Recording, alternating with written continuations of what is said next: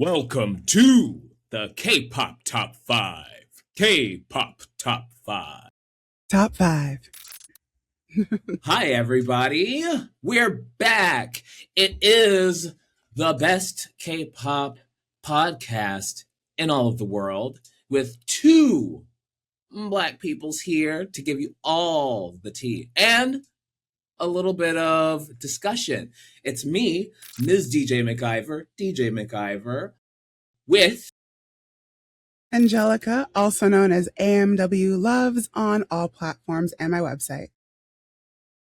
We're back. It's the K-pop Top 5. We're going to start with a couple of updates from last week's episode. Then we'll get into our top 5 and then our non-K-pop picks for the week. And we'll finish with our bonus track, which will be assorted stories, all centering around Vernon's thoughts on K-pop, Kiss of Life's new song, VMA nominations, and a little bit about KCONLA. But let's start with the updates. First, we have an official apology from Mark, formerly NCT. He has issued an apology. He kind of went on live, I guess it was last night, Thursday night, August 20th. August 20th. Mm-hmm. Yeah. And I woke up this morning, and that was basically the first thing that I saw. So I was like, oh, let me have my coffee before I actually take a look at this video.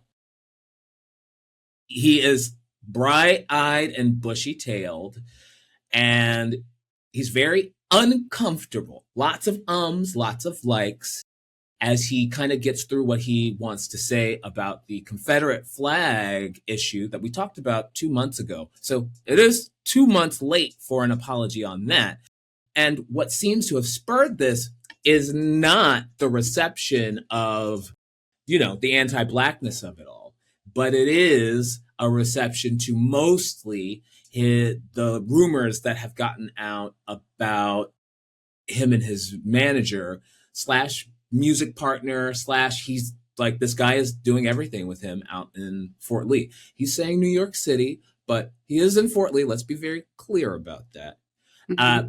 He says that he's doing a music camp and that's kind of what's happening. And he's excited for all of his music. And the apology is mostly to gain back the fans who have started spreading things about him being in a cult. He seemed more upset, I will say, about people saying that he's in a cult more than the anti-Blackness stuff of the Confederate flag, which I found disappointing. But hey, it's an apology, I suppose. So if this is your first K-pop Confederate flag N-word apology and Mark is your biggest bias, I'm going to say maybe, do what you will about it. I know how I feel about it. What are your thoughts on it? That summarizes my thoughts truly. But it really is one of those things where it's you can say what you want, but the proof will come out one day. Will that one day be soon? Who knows? But, do I appreciate that he at least made an attempt? Sure. But it's one of those things where it's this is what happens when you fall out of the umbrella of a quality PR team, such that, some of these bigger agencies do have. For my experience, SM has definitely one of the best PR agencies when it comes to if a scandal happens, they are on that. Clean it up. So clean it up, throw it away, get statements out, do what you got to do, coordinate with dispatch. So for him not to have that umbrella, you can see how much time it takes to even formulate, I wouldn't even say a half booty, but a droplet of a response. And, he says he's in a music camp. Is that music camp in a cult? Who knows? It might not be, allegedly. So it's one of those things of he'll do his thing. Whatever fans want to stay along for the ride will. And will we be watching to keep you updated on K-pop Top 5? Yes, we will. Because it's one of those things of we're a little nosy over here. We want to know. So yeah, that's my thoughts on it. I'm the world will keep moving. Racism will keep racisming, until it stops forever. When that day, or if that day will ever come, who knows? But, we just got to keep it pushing. That's right. You know, that's what it is. And that's how we as Black people move through the silliness of 2026, but you know, life in general. You got to keep it moving and, you know, keep note about everything around you. Stay awake, people. Next update. This is funny. This is funny because again, it's the cat's eye of it all. We don't go a week without having to mention something in Hype. And so actually, this is one of those bye weeks, but we will update you. Cat's eye for right now is 3 members only. Megan issued a statement saying that she was going to take some time off to, you know, rest and recuperate. The girls have a world tour coming up. They just finished press for the movie that's out in theaters to go with the tour and the album. And they just keep dropping more and more videos and more brand partnerships and being on talk shows. So when are these girls going to rest before the tour? Clearly, Yoonchae is fine because, you know, she's young. Lara's fine because she wants this really bad and she's trained very hard for this. Danny, very easy for this because she is a dancer and dancers are very hard to break at the age that Danny is at right now. So she is going to be probably the one most fit to handle all the physical and mental stress of the situation. But Megan, for now, out, and the girls are 3. We've already had some funny moments on Instagram. So there was this kind of thought it was 2 weeks ago when Sophia stepped down for like a little bit. The internet started to joke about how we're about to hard launch OT3, and then bam, here we are. But the girls were funny, is what I will say. Oh yeah.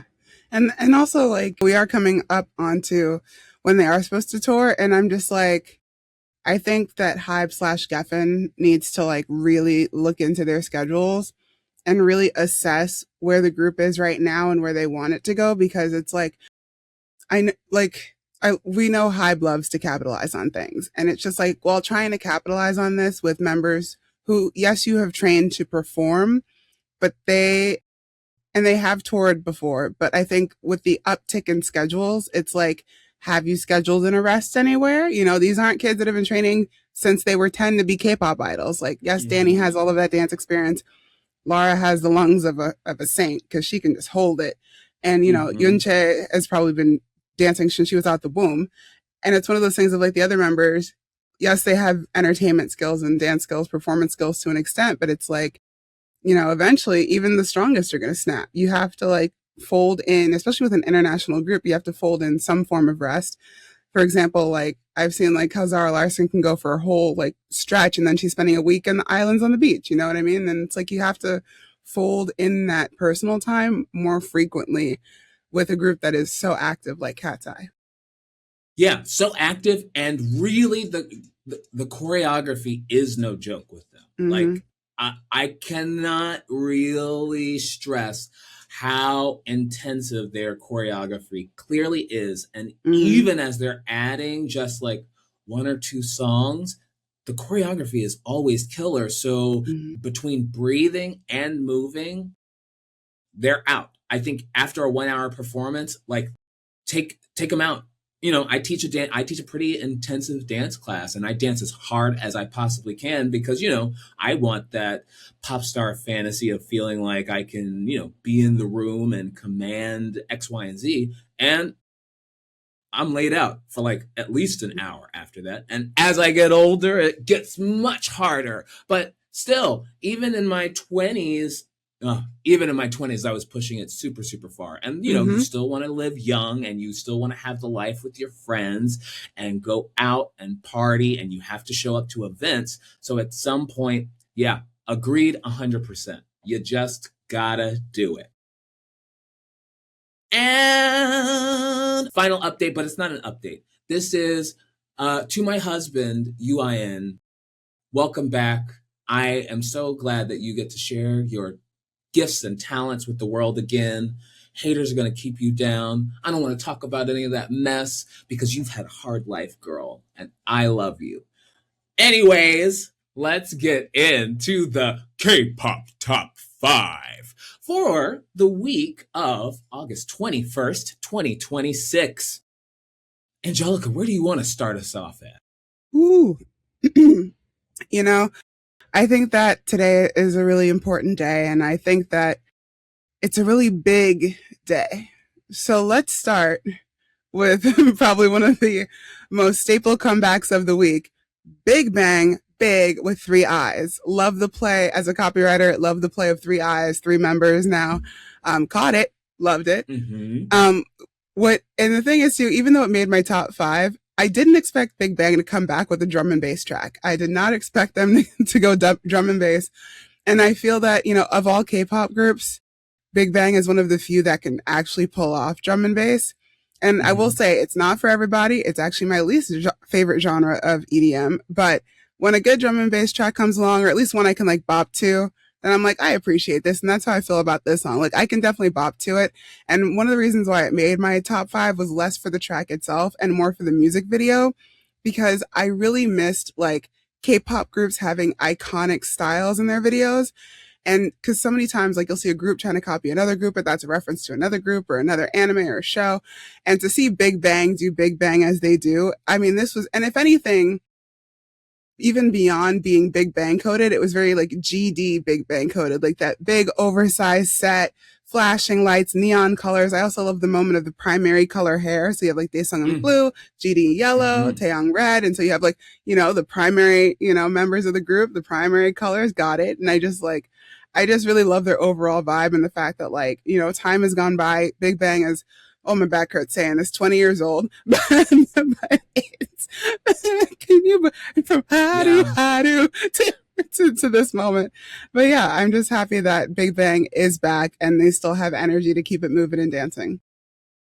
Yes, actually, yeah, that is 2 things I want to say about this song that I love. Well, the song and the music video. First, it's the music video. This is the classic, what you think of, what we know of as a YG music video, actually is a Big Bang and a 21 music video. It is the artistic direction on, it's the artistry and the artistic direction on G-Dragon and Big Bang side. And then especially with the era with T.O.P, there was this we have to have an art piece. There has to be something going on. And then CL on the 21 side, that woman knows visuals. Her father is a visual artist. So there's that tangible element of actual art that is reflective and referential to the song and the general message. And the colors. We have not seen this kind of saturation. And honestly, it felt like since Big Bang's last, the S5, the Made series, it felt like that. And those songs, those albums, I believe, were primary colors. Red, yellow, each of the MADE, red, yellow, green, blue. Red, yellow, green, blue. I think those were the cover colors. So just great. Drum and bass, I do like drum and bass. So the thing that I like about this song the most actually is the beat. It is that nice and crunchy. It's just nice and crunchy. It's nice and crunchy. There, you kind of don't know what the sounds are pulling from, but the track itself is just so explorative. Exploratory, one of the two. Yeah. It goes and places. So I am gonna take those 2 things and what could my number 1 pick for the week be? It's gonna be T.O.P. Big Bang. T.O.P has a new song. It's called STENDHAL Syndrome. It's not really a new song. It's off of his album that came out earlier this year. I chose the Studio 54 in the first couple of episodes for the top 5. And this is, I guess, a follow-up single. He's kind of on a little bit of a mini tour. So very much saying, I'm back into music, y'all. And to connect it to the Big Bang, a lot of the imagery that Big Bang has used to preview and like lead into Big is like I think Top silhouette is in white for this tour and for his album, and they broke that white light up into the primary colors to kind of signal towards, oh, it's all four of us. So I love the Mr. Man erasure, and I love the general kind of feeling there, because in STENDHAL Syndrome, this is actually one of my favorite tracks that I vaguely mentioned. He is singing. Top is actually singing. He's on his like Childish Gambino, where he is giving a vocal. There's a little bit of the vocoder action going on, but he's actually trying to sing and he's rapping. And then it goes into this other like third world kind of SZA place where we're in a different song altogether. The music video, my boy, Artsy doesn't say enough. It is just this cool, like, what if Astro Boy were Korean and maybe an elf and were being bullied, and then he like has this little moment where he dissociates and then travels all around the world and into space. This is the thing about Top that I love. Top can really pinpoint a out of this world, like literally visual, and use that to communicate something else that's in his song that makes both parts stand out on its own. And I really, really appreciate it. Breathes new life into the song. It breathes new life back into the album, and it brings you back into the interest of, oh, what's Top doing right? So that's my number one pick. I loved it. Have you seen the music video? I have not yet, but if anything, I need to see it after this podcast recording, because the thing about Top that I do love is his commitment to his artistry. And he's always been a fan of visual arts, especially. Mm-hmm. And it's just like, I'm just happy that he's still in music now. I'm just happy he came back. Yes, Big Bang forever. Mm-hmm.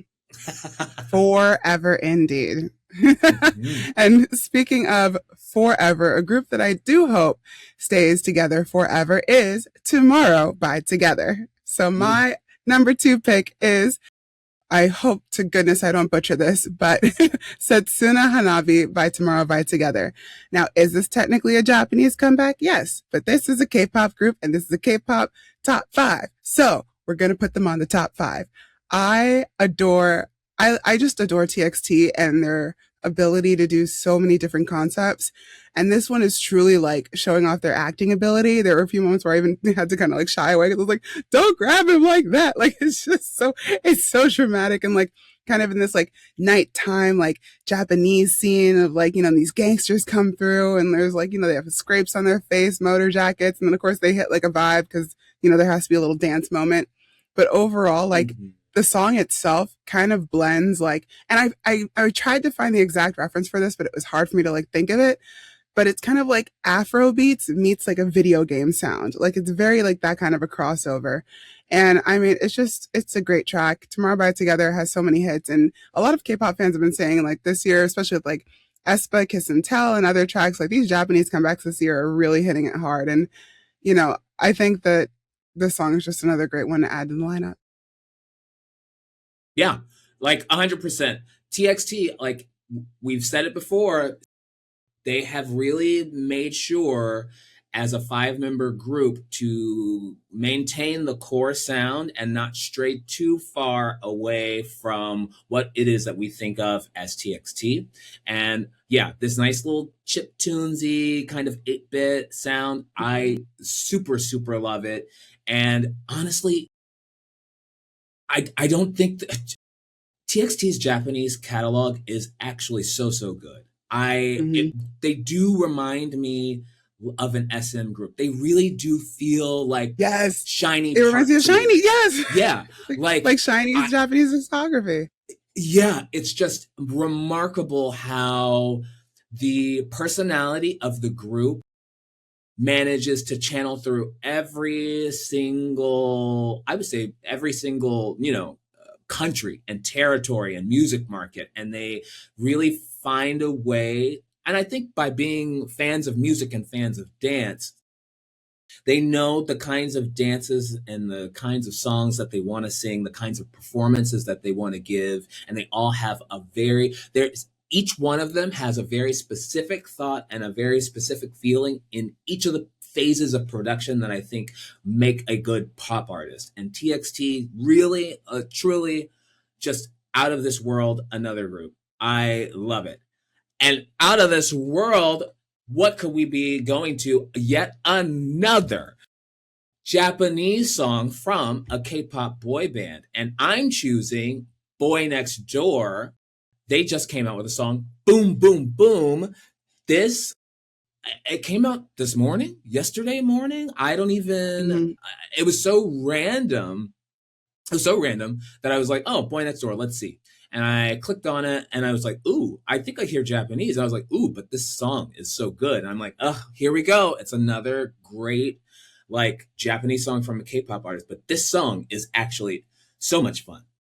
It has like the K-pop nonsense that I don't think I necessarily expect to hear from BOYNEXTDOOR inside a Japanese song. And it sounds like an anime opening. That's what it sounds like. And then the music video is just so cool. The music video is cool. They're kind of going through this apocalypse as it's happening. And it's just a lot of really cool visuals. The song has, again, I think we're playing with a lot of, is it chiptunes? Like an early like 2010s J-pop sound is, I think, very specifically what we're like playing with here. And all the members sound good. The melody is really, really good. It's got me really paying attention to the group now. I think especially after the song that you picked from them a couple of weeks ago, I'm like, all right, BOYNEXTDOOR, they're on my, and they had another song. That's Viral's not them, is it? Viral might be next. I don't remember. There are a lot of groups that have come out with songs in the last 48 hours. So they're another one. From HYBE. Yeah, most of them are from HYBE, and it's just so crazy. Yeah, but I love it. Yeah, this one, great job, boys. Next, and also the visuals in this video are really cool too. I love the visuals, and I also just love a video with budget, but it's just and a video that uses the budget well, I should say. Yes. So that's what, and so BOYNEXTDOOR, I saw them live last year at Lolla. So, and they were really great live too. So it's exciting to see them like continue to put out bops. And you know what? While we're in this sort of HYBE sphere, we might as well keep it going with one of the most iconic, not by mistake, HYBE groups, ENHYPEN. So my number 3 pick is ENHYPEN, Bloody Paradise. And like, I don't know what it is this year with HYBE and like gore and stuff and like bloody and fire and all and scars on the face, and like, can we be nice to our artists for a little bit? But as far as the track itself, it's a really fun dance track. Well, I wouldn't say like fun, but it's more just like vibey fun. It does give me a little bit of Brazilian funk vibe to it, and it's one of those things of like, of course, all of the engines in the comments are like, see, nothing can knock our boys down, and it's like, there was nothing to knock down. They're doing great, and they're still on a great roll. And I think the dance is really fun. I think that especially like the point dance where like their backs are kind of turned is going to like take off as something that goes around on socials. The music video dropped earlier this morning of the day that we're recording this. So we'll see how this rolls out. But so far, this song is a vibe. Yeah. I think very clearly post Gnarly and post all of the noise that has taken out so many members of the girl groups, they are deciding post Fruity that Brazilian funk is the way to go for their artist. And I think the world would pretty much agree. Like, does anyone not like Brazilian funk? I don't think so. So really, this is just a great genre to play with and dance. And I love this song. And what I like for it's NGenes, right? NGenes have had a rough year. I have a lot of students who love ENHYPEN in class, and I remember when it was Evan that left earlier this year. When Evan left, everyone was like, "Oh my God, what is even gonna happen?" And they were afraid that the dance element was going to be lost. They were afraid that a lot of the musical and vocal elements were going to be lost. And I think that this comeback really proves that they're fine. They're fine, and even Evan's got a track out, but that's not my pick. I do want to mention that Evan also has like a EP out this week, and so it's nice to see that everybody really, truly is, putting out music all together. Yeah. And by everybody, we mean everybody in that high building. Because I mean, we had Animal, we have this song, we got Evan, we got everybody. Everyone. Like, I don't know. Like, it reminds me of the days when like SM would just put out all their artists at the same time. Like, it's really reminding me of that. Yeah, it really is like that. So who's your number 3? My number 3. So you chose Bloody Paradise. We did that part. I want to go to, I'm going to go to Tiger JK and yoonmirae. They are the GOATs. If you don't know who Tiger JK is, he is actually, I would consider one of the founding rappers in Korean hip hop, and yoonmirae also. People used to call her the Lauryn Hill of Korean hip hop, and I think very much she deserves that. She is a half Black, half Korean artist. They have been married for over 20 years. I want to say since I've been a fan of K-pop, they have been together putting out music, and they always do a little something every couple of years. This song, to go back to like the chiptunes kind of thing, this is like another one of those easy listening hip hop songs. yoonmirae, what she brings to the genre, I feel like what she brings to the music industry over there in general is a effervescent authenticity to all of her heritage that lets her really, she can do very conscious rap that really talks about, what it is to be a woman in Korea, what it is to be a mother, period, what it is to be an artist, and, just have fun. And then this song is just a little bit of both. They're kind of in the music video, they're, going on a little road trip. We got that vibe at the gas station. They're doing a little subtitle action with a dub going over their voices. That's very funny. They always know how to put together a music video that's entertaining. They have a good 1-2 minute setup, and then the song kicks in, and the song is just fun. It's a nice, now that we're ending summer, you can see in this playlist as it is very much transitioning to a different space. And it looks like Brazilian funk and this chiptunesy sound is looking to be where everyone is kind of accessing to switch over into the seasons. And these two are just the best. They really are. The song is great. It's so much fun. If you don't know about Tiger JK and yoonmirae, now you know. Check it out. Mm-hmm. I mean, you better know, because I love them. I've seen them both live on separate occasions, and it's always fun. And to reiterate what DJ just said, do not forget that yoonmirae is half Black. So if you see her with braids, don't try to be ignorant and comment something. Because that's happened before, and everyone's like, her father's Black. Think of her like the Korean Halsey in a way, where it's like with Halsey, we all went half Black. Like, we couldn't believe it till we saw the picture of her father. Even so, with yoonmirae, you still can see it in her features, but then when you see her father, you're like, oh, half Black. So it's one of those things of like, oh, it's not that she's half Black, but it's also that connection to the culture is more than just an appreciation. It's actually a part of her culture.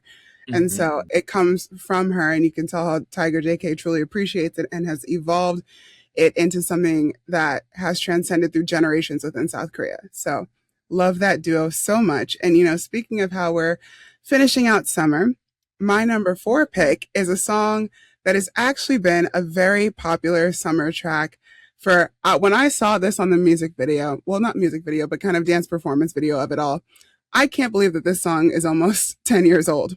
So my next pick is, yes, EXO, The Eve. I know. Oh my goodness. If you don't know EXO, The Eve, it comes off the same album as EXO, Coco Bop. We go in Coco Bop. That Coco Bop is EXO, The Eve. Giggle booty to the head. And Do I ever remember the actual lyrics? No, because I'm too busy looking at Kai doing the dance with the leg wide open. And it's such iconic, not by mistake. And I just love, it's just it's an easy listening song. It's that meme of the woman you see like dancing on the bus with their headphones on, just like body rolling. Like that's what this song is giving.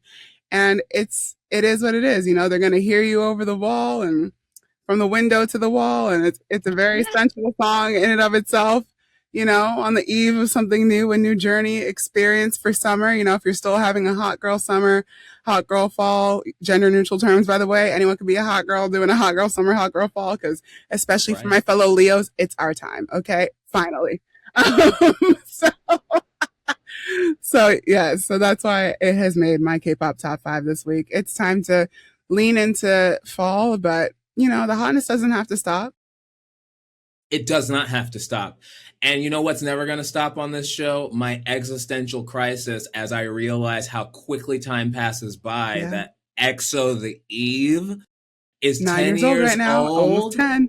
Ugh. You know?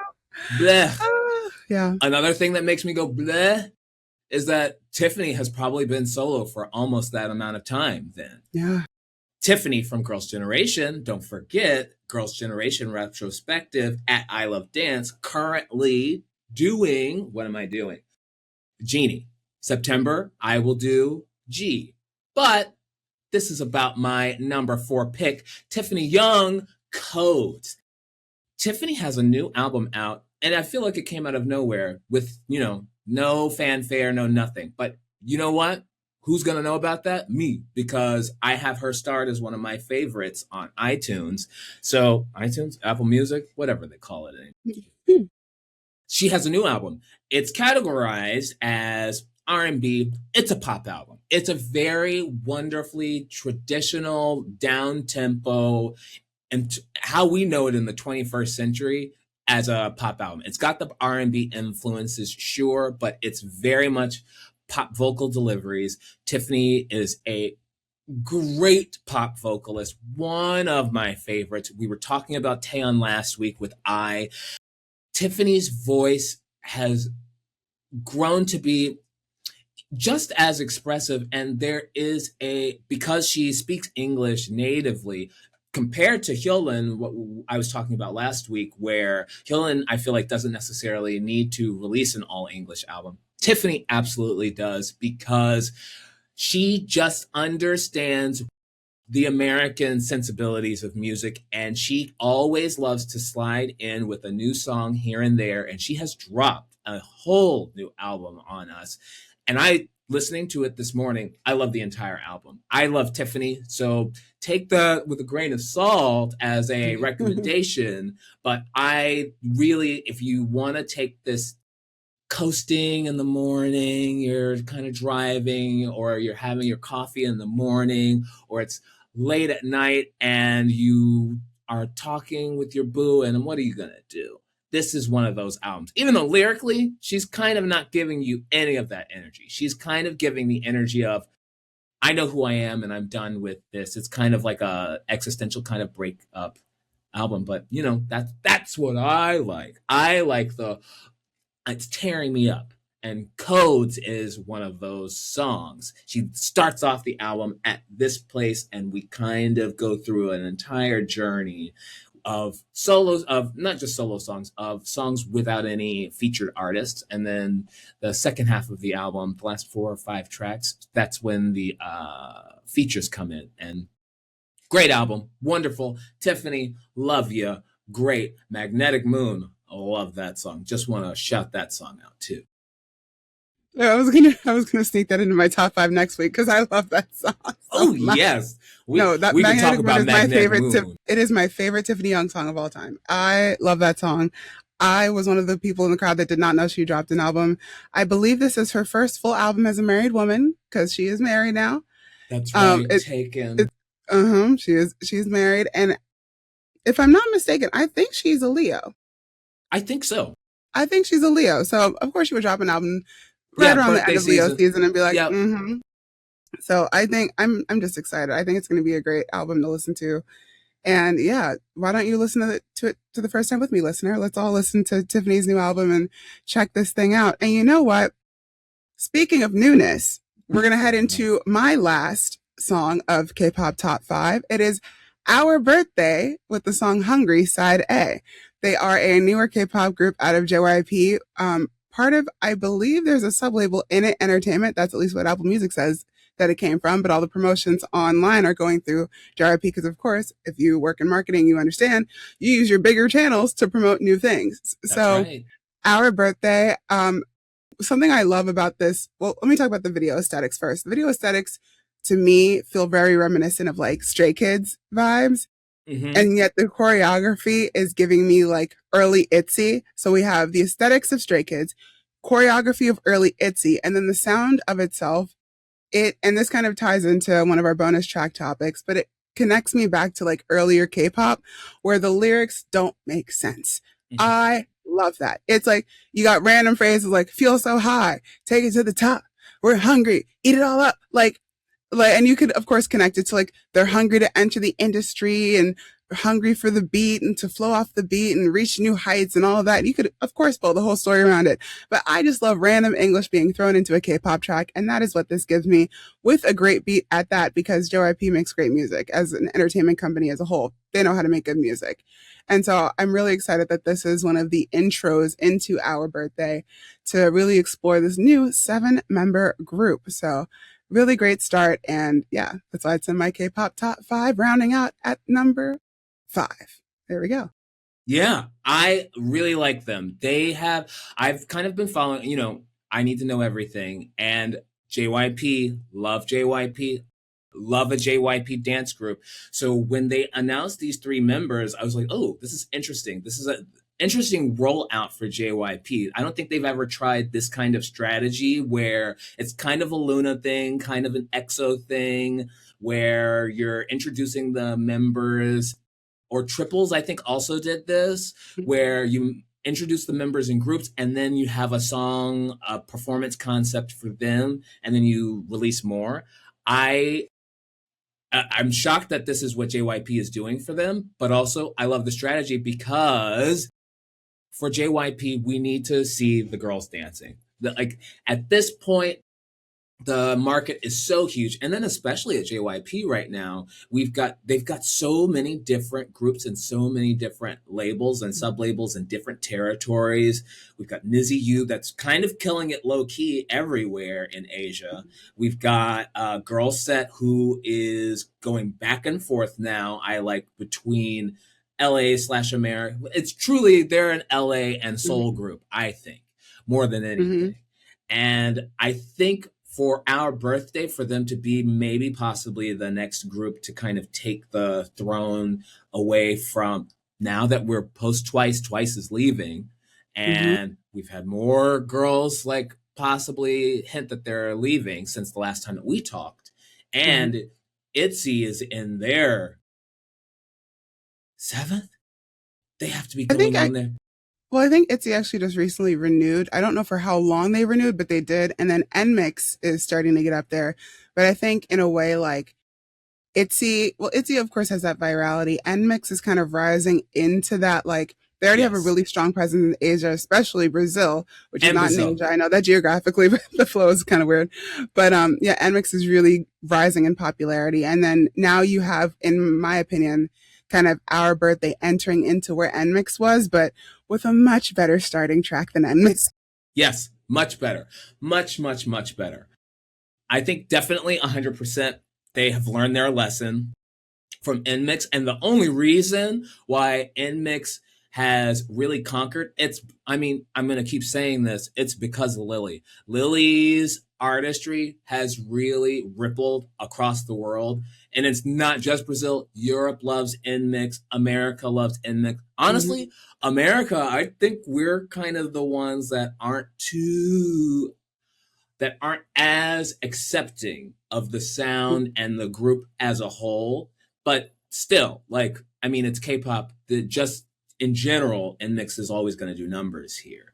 But yes, I am really interested to see maybe where and how they're going to try to target OURBIRTHDAY in comparison to a lot of the other groups that are kind of out. I'm excited for how they're going to start. Speaking of excited, we've got my last pick, number 5, Hyukoh. My favorite group, my favorite rock band in Korea. I've talked about a certain rock vocal that I really, really love, and I talked about it with Woods previously. I think I chose Drowning. If I didn't choose Drowning, I think I chose, who cares? Hyukoh. The name of this song is Godspeed. It's their first song in about a year, but then they haven't had an album out since the members have kind of cycled in and out of the military. So it's one of those slow rolling, like start back ups as they get back to releasing a lot of music. Also, their lead singer, Oh Hyuk, the band is named Hyukoh, named after Oh Hyuk, the lead singer, but it is a band. It is a band. I want to let you know, because the lead singer has had his own music by himself, but the band as itself together, there's something that's very special. Wing Wing, to me, one of the best songs of all time. Check that out.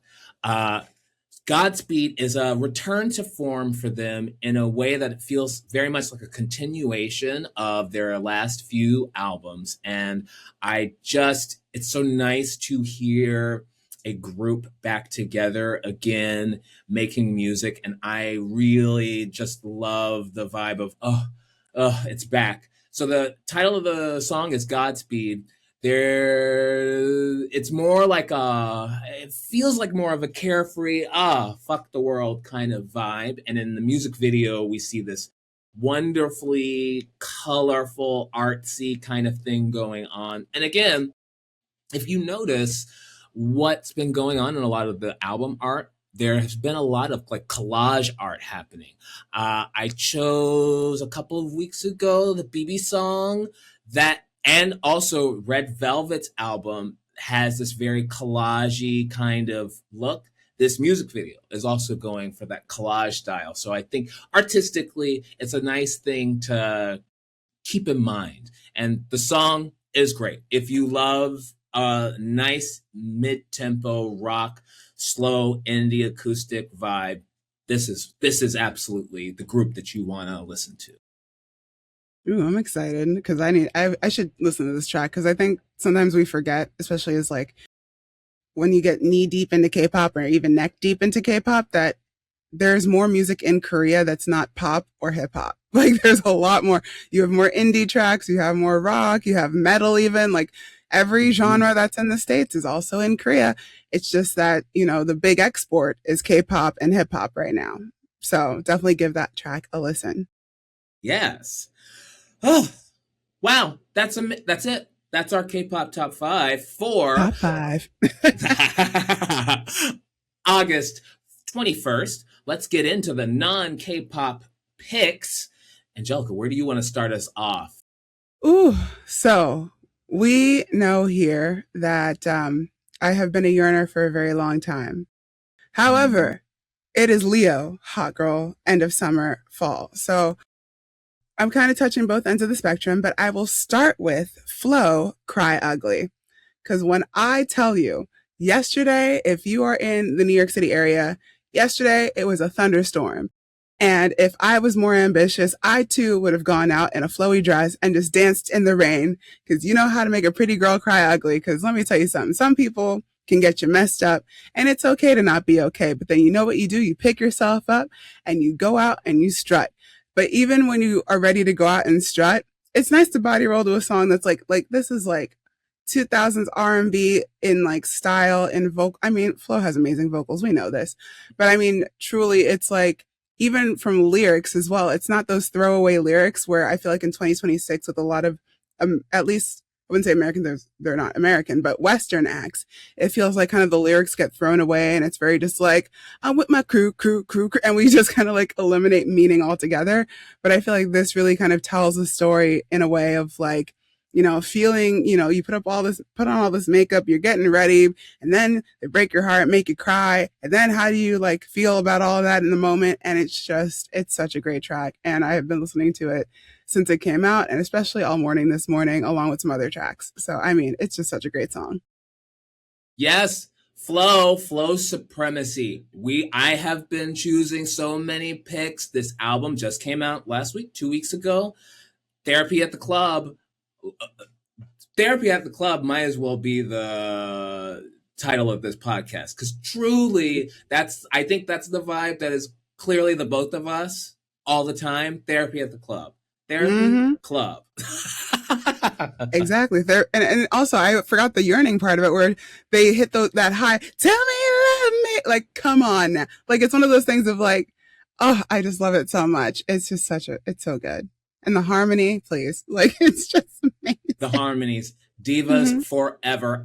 They are really the best girl group of this generation. I will speak of Flow as though they are another K-pop girl group, because the K-pop girl groups are gonna be taking from them. That's what I feel, especially after this run. This whole year has been a wonderful run of single after single after single, music video after music video after music video. They're going to every live performance. They're dancing with your idol faves all this summer, and they're just everywhere. Everyone loves them, and I love to see everyone loving them as someone who's been following them since the beginning. Someone else that I've been following since the beginning, and this is going to hit you for a complete 180, but I should remind you all that I am from Oklahoma, and I do love country. But this is a country artist from Australia. Yes, from Australia. What could be the connecting part? He's gay. That's what it is. So my pick for this week, my first non-K-pop pick, is Orville Peck, Already Gone. What can I tell you about this man? What I love about him, yes, he's got the mask and he's got the fringe. He has taken the fringe off. Sidebar, he was in Cabaret here in New York City last year. Also, shout out to my friend Sun, who was one of the dancers. She also taught at I Love Dance. She taught at I Love Dance, the popping class. She is a world-renowned popper, one of the world's best, and she's Korean, poppers. Most loveliest human being to ever know. Another one of the best poppers on the dance floor, if you know what I'm saying. Yes. And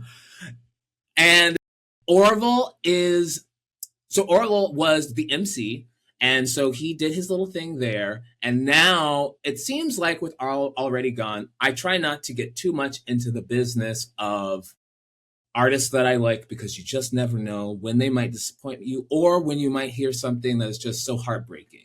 But in the case of this song for Already Gone, this is it's a swelling emotional kind of journey through him.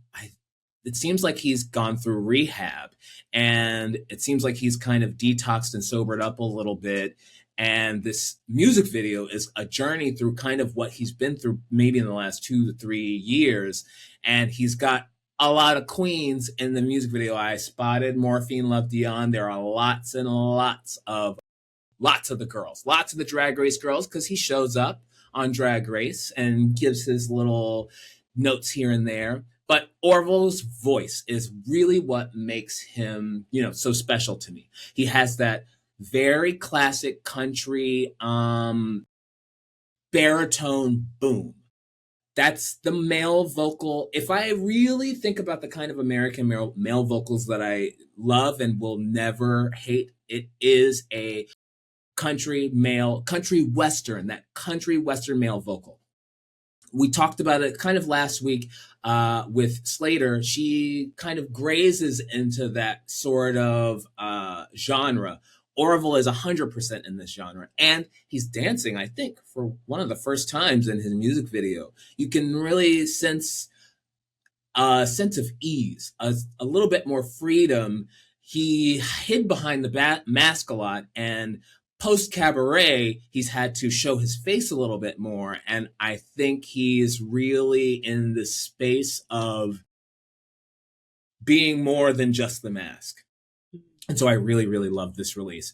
I'm going to be listening to it. This and Brand New Chanel's, they're going to be my little my little country moment, I think. So that's my first non-K-pop pick. Well, now we're going to go from a bit more of a serious topic to a less serious one. But we are going to tap back into, just for a brief moment, Yearning Angelica for a moment, because this song is from Eli, not from Mucus, called Feel Your Rain. My bad. Different Eli. Her song, Feel Your Rain, it is an innuendo, so you know what it's about. But the way she describes it is just so, it's so beautiful. I mean, it's just about like, it's like when you hear me say, I want to feel your rain. Like I was listening to this song yesterday when it was thundering outside, because it's just, it's one of those, like, you want to just drive down the highway listening to this song. But then when you start paying attention to the lyrics, you're like, oh, but it's also, her voice is so ethereal. She was also one of the featured artists on Zara Larsson's Midnight Sun Girls Trip. That remixes. Yes. Yeah. Okay.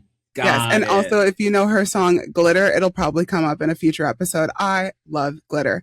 Also, if you're in the New York area, because I'm still like, I don't know if you'll see me outside because it is a Tuesday night. We will see. But she is performing at Webster Hall. So it's like, that's why I'm just like, should I go outside on a Tuesday? Because it's at 8 o'clock. And I'm like, I have to be up at 4:30 the next day. But I'm also like, but it's such a good, I know. But it's such a good, she's such a great artist. And she deserves her flowers. And you know, I definitely give her songs a listen. Her voice is gorgeous. She has a range from like easy listening to like really fun, like pop dancey tracks. And yeah, I just think her future is only going up from here.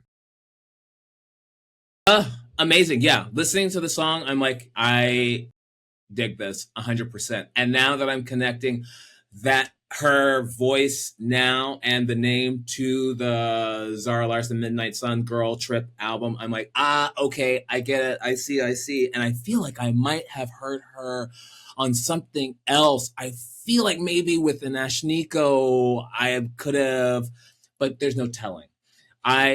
Lovely.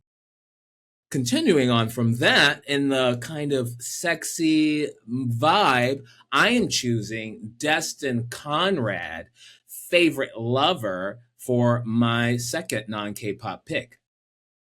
Now, DESTIN, I feel like I want to see where I've heard him from first, because I'd listened to a lot of podcasts. In case you don't know, the whole reason why I have started this entire podcast is because, you know, at some point I always wanted to talk about something. And DESTIN is one of the artists that I think on the Read, and I think a few different other podcasts, a lot of my favorite Black queer people are always mentioning being friends with DESTIN or liking his music or going to his shows. And so his name has always kind of been in the background. And so also in socials, I'm kind of always seeing. He has been kind of leading up to this new album. He's from Tampa. He is Jamaican born. And so this album is a departure from his previous. This one is more of a reggae down-tempo type album, and Favorite Lover is a good little end of summer.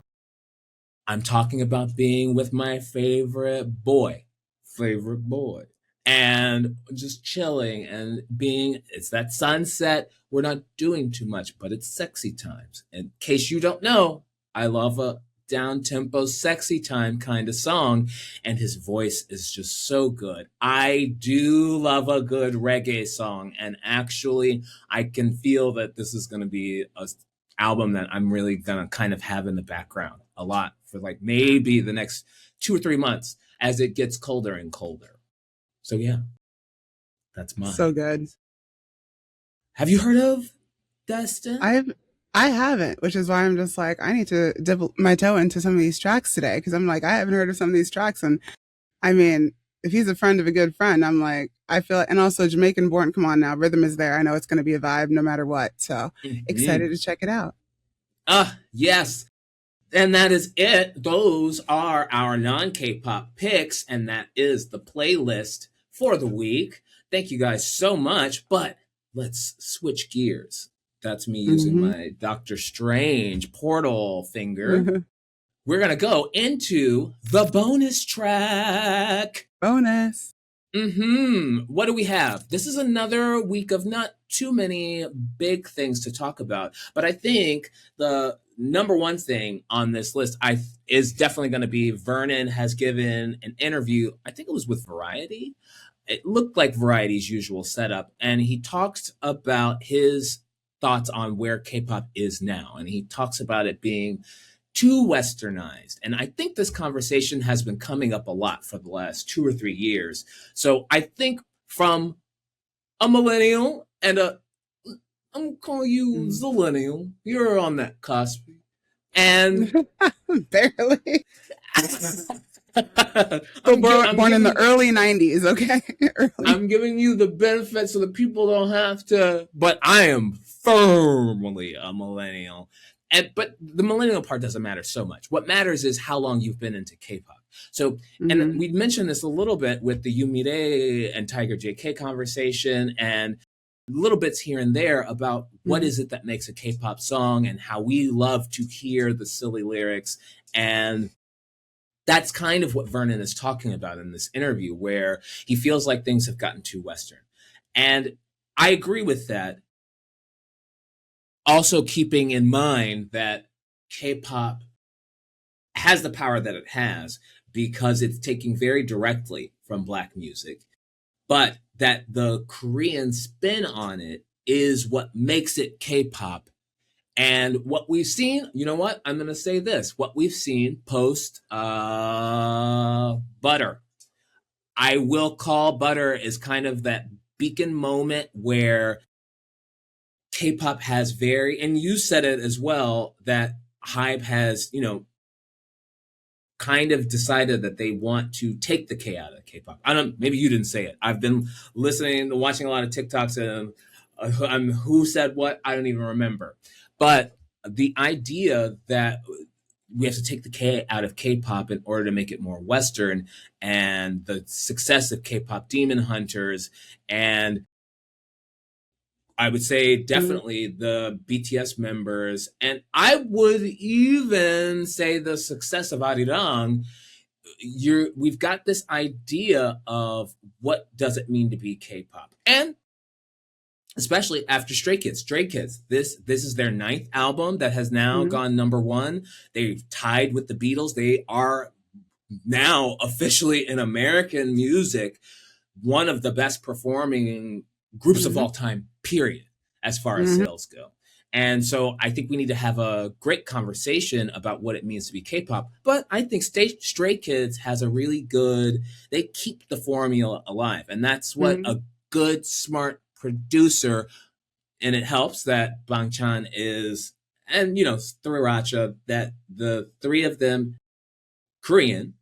Bangchan is from Australia. So he's got a Western perspective, but again, from that yoonmirae kind of idea that he is so good at keeping cultural ties to both places. And because he's outside of America, he is also able to bring in other elements that aren't necessarily found in America, which I feel like it's the thing that made Stray Kids so big, is how, what was the song?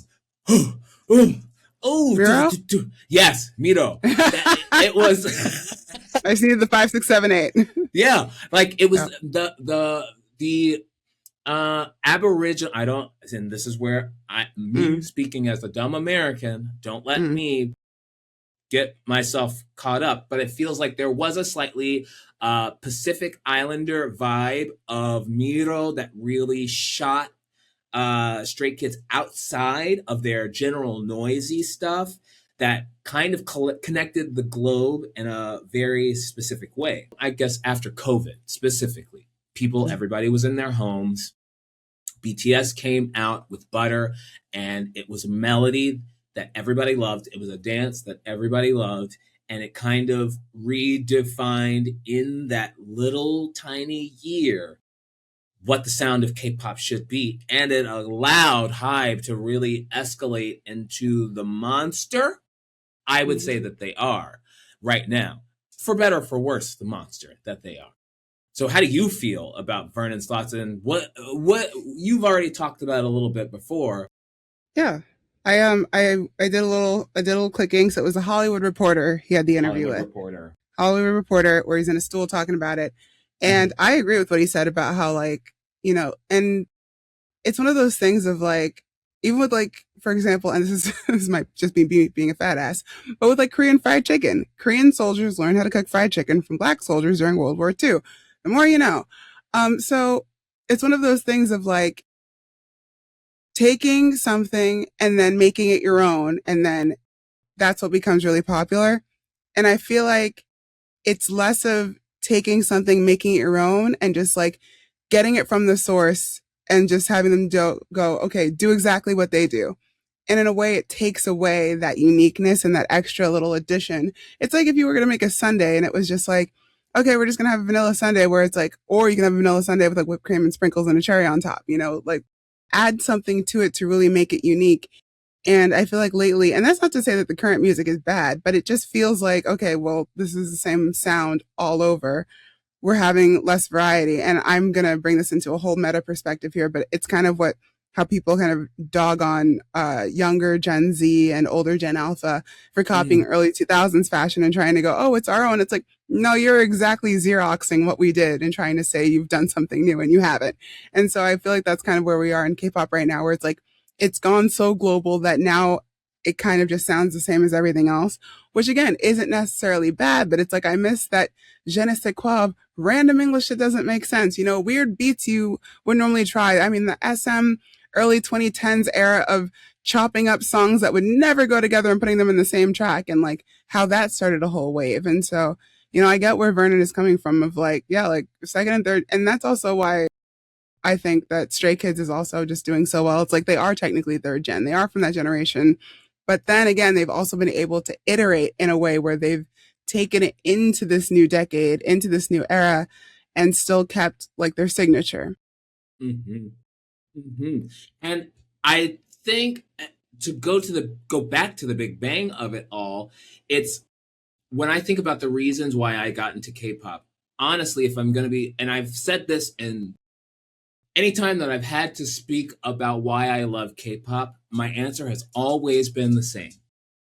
It is this, that I love K-pop because in the 2010s, we were actually very effectively getting away from Black music being the center of the conversation in America. When we think about the heyday of music in the music industry, it is the 90s, because we had so many different genres that were proliferating off the backs of female vocalists. So you have like a Celine Dion, you have Mariah Carey, you have Whitney Houston, you have Brandy, you have Monica, you have Destiny's Child, you have SWV, you have Boys to Men, you have NSYNC, you have Backstreet Boys. Then in the rock side, we've got Metallica, we've got Pearl Jam, we've got Sheryl Crow, we've got Alanis Morissette. Everybody was in their lane making very good, heartfelt music, but we weren't too removed from knowing the fact that Elvis stole from a Black woman, that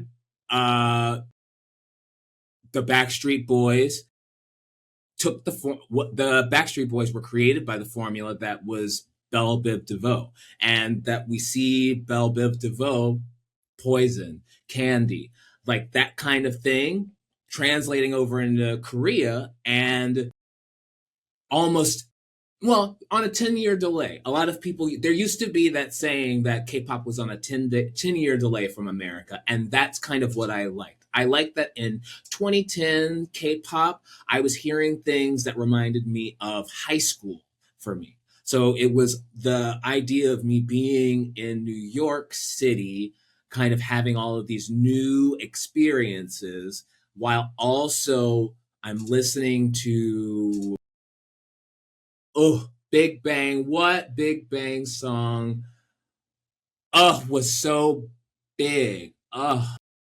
I can't even, any Big Bang song like just felt like all of the songs that I had heard when I grew up. And then if you would go and research like I did about, YG and the company and SWIT, Sweet Tea, and how they were, very much copying TLC. That is a thing where back then in 2010s, I was like, wow, this is so strange for me to see and understand and comprehend all of this. But I liked it because it's the transformative nature of the Sunday, where I 100% was like, oh, yeah, 100%, I get it. Mm-hmm. And now we've transformed into this place where, and let's go into the next story, everyone's stealing from Black people. Stealing from Black people, and also stealing from themselves. Like stealing from, we've gotten to a point where it's kind of like a snake eating its tail now, where a group like Kiss of Life, who can make fun of Black people, while trying to, in their new song, Sweat, which is a very much Afrobeat song. Of course, they're a dance group, so you could definitely see that that's where they were going. But then to also, as a B-side, for them to be like, okay, and here's like our Vogue track. Here is, they're reheating aespa's Nachos 100% with the song that they've got out now called What? And it's very much this could have been great, girls, but what are we even doing? What are your thoughts on that? And you only like one of them. Well, let me do this first. Please don't cancel me. For the research of this show, we must listen to everything before we make our selects. So I will say that first. Yes. Of the two songs, had they not done what they did, I would be vibing to Sweat and it would be in my top 5. I'll just say it. But it's one of those things where it's just like, come on now. You know what I mean? It's one of those things like, okay, you're still trying to do this island vibe and that whole thing with everything that you've done. And again, apologies were issued. We know the whole situation about that, but it's just like, you can choose who you listen to. So if you want to listen to it, go ahead, listen to it. If you don't do it. But it's one of those things of just like, it's like, at this point, it's just up to the fans, it's up to whoever wants to listen. For me, it's like, okay, this is an aespa song. And of course it's, if I completely take the scandal out of it, is it a well-produced pop track? Yes, it's a well-produced pop track. Now, how do you distinguish that group from aespa? Because they are talented in terms of, dance and vocals. How do you differentiate that without relying on an island theme now? Or how else do you, find the signature of that group outside of one concept? Because yes, we had Sistar Summer Queens. And even though they were Summer Queens, not all of their songs sounded alike. Each time it came back, you knew it was a Sistar track. You knew that it was a summer track, but each track is still uniquely its own. And when I say uniquely its own, that first few notes, you know what song it is. That's how you're like, I know this is a Sistar track and it's a completely new song I never heard before. Or I feel like with this recent comeback, like, yes, when you get into the chorus, it might sound a little different from some of their previous songs, but at first you're kind of like, okay, wait, where are we going? You don't know that, oh, this is a Kiss of Life song from the first few beats. So, it's one of those like, all right, we're here. If you like it, you like it. If you don't, you don't. And just like what we said with Mark Lee, like the racism is going to keep racisming. I know that there are a lot of fans, especially, and I feel like this happens with every wave of younger fans of like, oh, but like we should just permanently cancel them. I'm like, Chris Brown is still touring. Okay. And that's not about racism. That's about, what, and people where. Not standing on business. It's exactly. About people not standing on business and people not having, priorities. This is going to be such a hard thing for me to say because I know so many people, friends, my friends, family, and you said it as well, who still listen to Chris Brown. I have my personal stance on it, and I am so very, very, very firm with it, and that's what allows me to kind of keep the same smoke for everybody in K-pop, because for me, I have kind of always done this. I stopped listening to R. Kelly in high school after Ignition, because it really was that Boondocks episode where I was like, okay, so if there is an adult who can manage to make a TV show episode that is about how crazy it is that we keep letting this guy slide for this, why are we letting this guy slide? And so similarly, since then, I've kind of always said I have to hold a line for myself that represents my values, and it wavers, and you just have to live with that. But in a capitalistic society where people want to pigeonhole you, or you feel like you have to pigeonhole yourself in order to make something marketable or win awards, let's go on to this next story. We've got the VMA nominations, and there's a big hubbub about what is K-pop, because Katseye is nominated for Best K-pop, and Huntrix is nominated for Best K-pop. Cordis, we've had the stories about Cordis this year. LE SSERAFIM, Blackpink, BTS, those are the lead nominees for what we've got going on. And I think, BTS, Blackpink, Cordis, LE SSERAFIM, we're not going to really talk. We're not going to talk about how they're not K-pop, because largely Korean members. But definitely Katseye and Huntrix. And we said this with the Grammy nominations, that I want everybody to really pay attention to what happens as far as how we decide what K-pop is, and the way that bar is going to keep moving, depending on who the artist is, depending on how popular they are, depending on how many different ties they have to industry here in America and how much they can get that to, survive. Katseye, because they are on this run, like definitely in America, they are maybe the biggest girl group right now. I think that it wouldn't be crazy. I'd say one of, right? Yeah. And they're in this K-pop category because that's the way they're selling them. They're not selling them as a regular girl group like Flow, because Flow is right there giving you what we as in the West know of as a traditional group. It's the harmonies, it's the artistry. Katseye is giving you 100% product placement towards teens in a way that's very Disney Channel. And so you don't necessarily want to put them in a regular category, same way that we kind of dealt with Britney Spears and Christina Aguilera, the teen pop sensations. Like, we used to kind of put teen pop in its own category, and because teen pop is actually what blew up the entire music industry and led us to the late 90s, early 2000s heyday of you go million sellers, you go platinum on release. That could only happen because of the teen pop that was built off of the backs of Black music and Black groups and that Motown sensibility of production, along with the rise of rap. And it's those two things that I think really coalesces in what is music in America, and now in this new iteration that is K-pop, what is the new teen pop? Well, the thing for me is that with the MTV Awards, specifically with the K-pop category, I would actually, I understand the sentiment of what you said, but I feel like the bar was established when Lisa was the first person to ever win in that category. You know what I'm saying? You know what? Lisa won the very first ever K-pop category at the MTV Video Music Awards for all the La Lisa and Money era. And she's not even Korean. So it was immediately set that, if you are just simply connected to a, Korean or co-Korean owned company, that then qualifies you in some sense for best K-pop.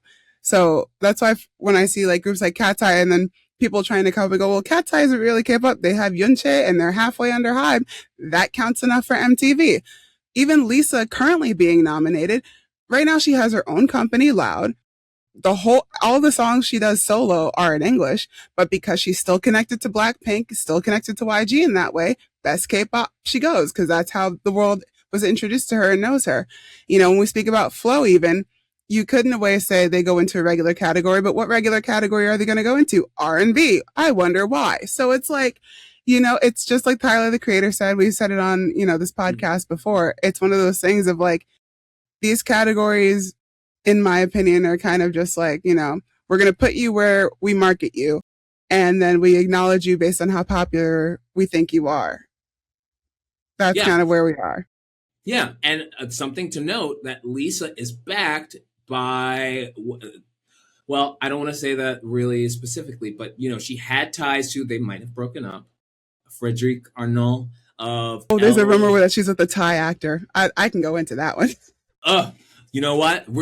Let's talk about that at the beginning of next week's show, because I do like a little bit of a gossipy kind of thing going on, especially with Lisa, because her career trajectory is, I think, very indicative on what is actually going on in how the West actually sees K-pop, because Lisa should just be regarded as a pop act, no different than Shakira, no different than Kylie Minogue, where she's coming from just another country that's outside of America.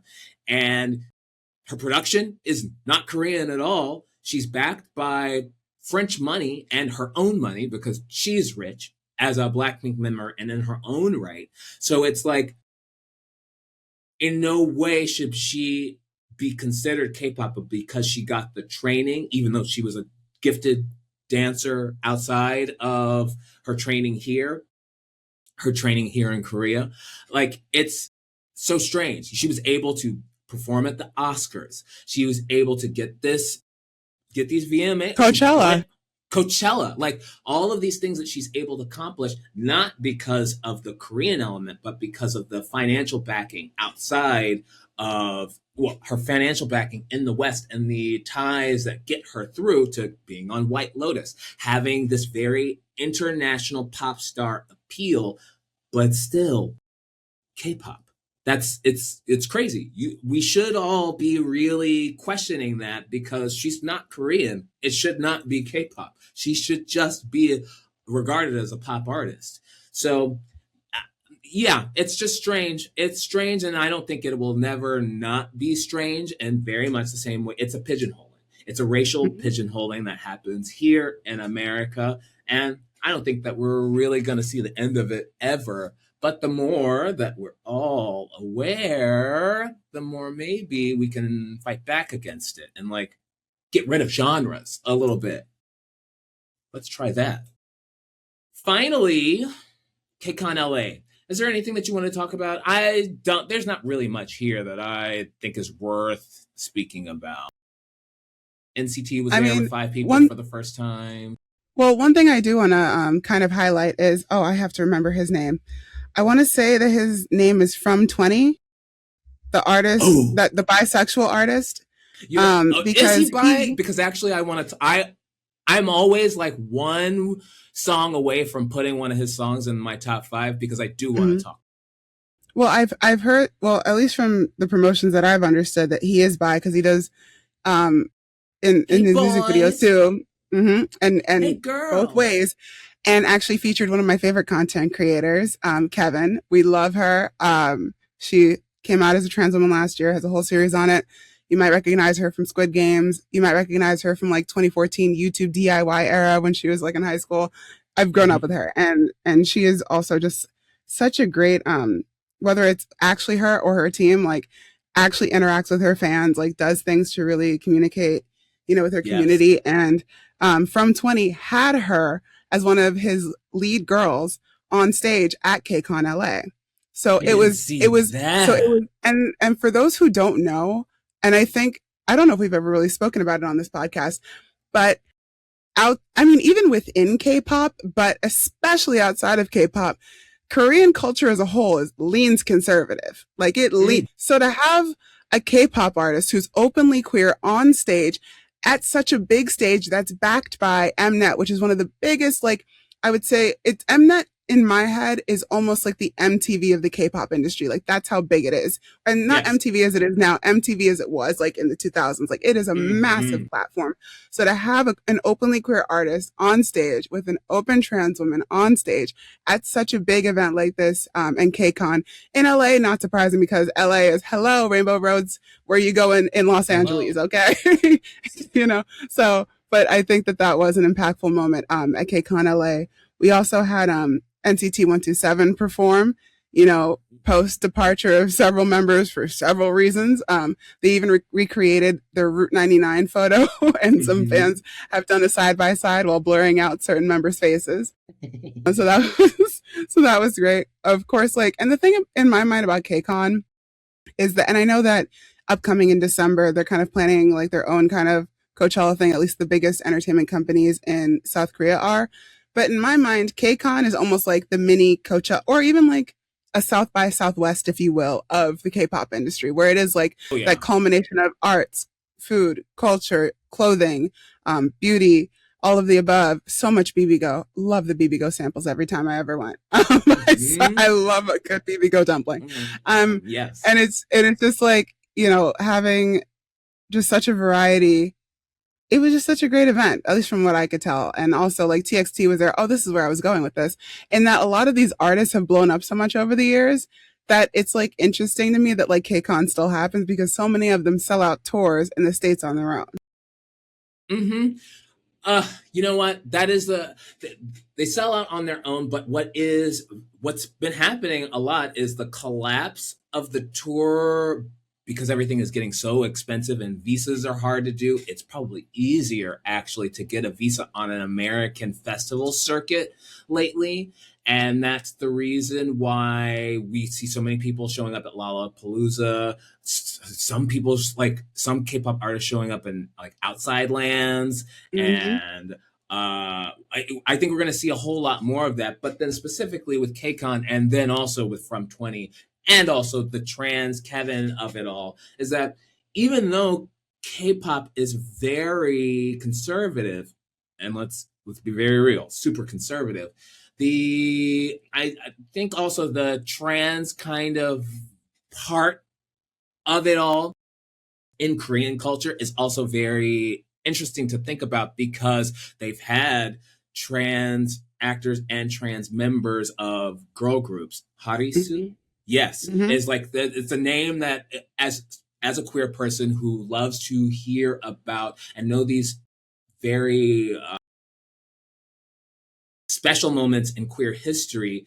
When I first got into K-pop, definitely the first thing that I'm doing is like, all right, how are gay people being treated over here? How are Black people being treated over here? So 100% Harisu, Hong Suk-chun, and yoonmirae are like one of the first people that I very quickly learned about because they're very important touchstones on history of the world. And to see it all kind of come circle back at a place like KCON LA, where again, we cannot really, to people who are younger, you can't underestimate how powerful MTV was, that they had over the youth, that I was calling.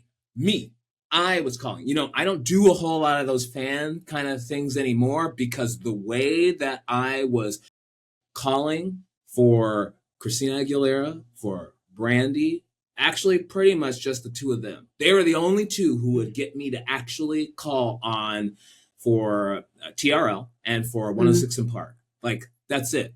And the energy, American Idol, like those kind of things.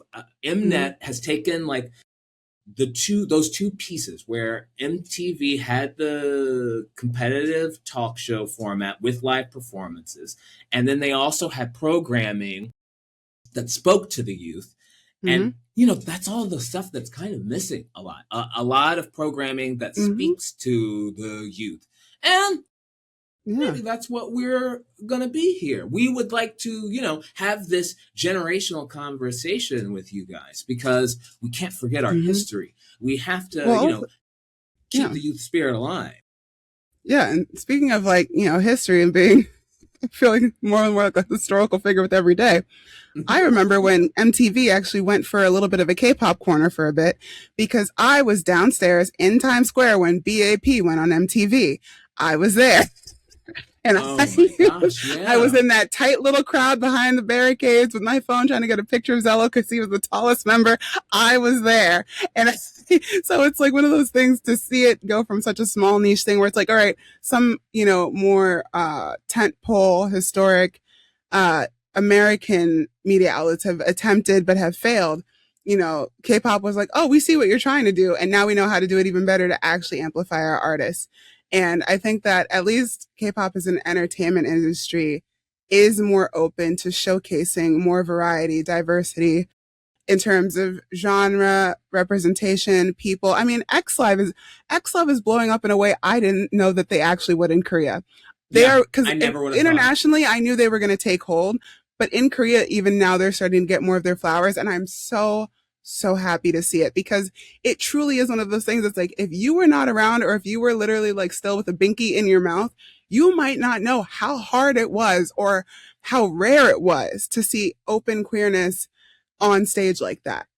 Like truly. And I'm just on broadcast television in Korea. Like, yes.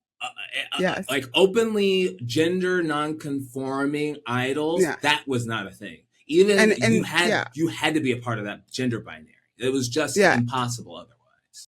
Oh yeah, and of course, like, you can talk about how the company tells them not to hold the, pride flag at concerts. Like that's something we can take up with their company. But to even, as to DJ's point, to be openly like non-conforming gender-wise, like the only time at that time you would see artists like, Amber cross-dress pretty much. With the short hair.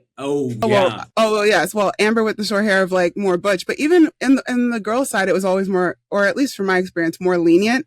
Whereas like with AMAB people born male, you had to be one of the very genres of like schoolboy or your 2 p.m. You know what I mean? Like that was kind of the range. So to see truly like openly gender non-conforming expression, even if they don't explicitly say what orientation they are, even that is a massive step in that entertainment industry. Yeah. And I am always happy to say that I have been a part of like the K-pop fandom for this long because you do get to see how quickly things move and feel like you're a part of that movement. And of course, we're here because we want to, push things forward a little bit more. That's it for our bonus track. I actually truly, truly loved what we had to say here because I think it's super, super important that we hit on both ends of that spectrum. And that is what the K-pop Top 5 is for.